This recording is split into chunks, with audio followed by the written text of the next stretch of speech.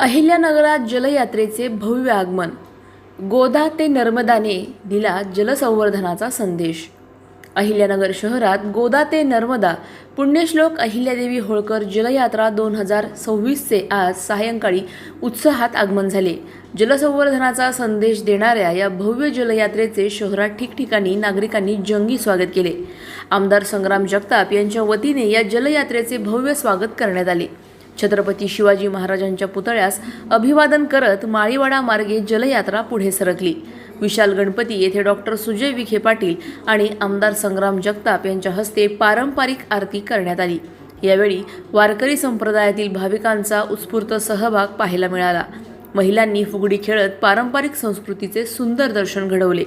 या जलयात्रेची संकल्पना मुख्यमंत्री देवेंद्र फडणवीस यांच्या मार्गदर्शनाखाली साकारली असून मंत्री राधाकृष्ण विखे पाटील आणि गिरीश महाजन यांच्या पुढाकारातून ही यात्रा जन्मभूमी चौंडी ते कर्मभूमी महेश्वर असा प्रवास करत आहे।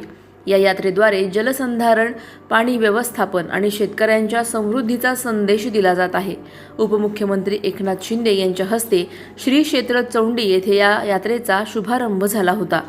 एकूणच ही जलयात्रा केवळ धार्मिक नव्हे तर भविष्यासाठी पाणी वाचवण्याचा महत्त्वपूर्ण संकल्प असल्याचे यावेळी अधोरेखित करण्यात आले। अधिक माहितीसाठी स्टार इंडिया 1 न्यूज पाहत रहा।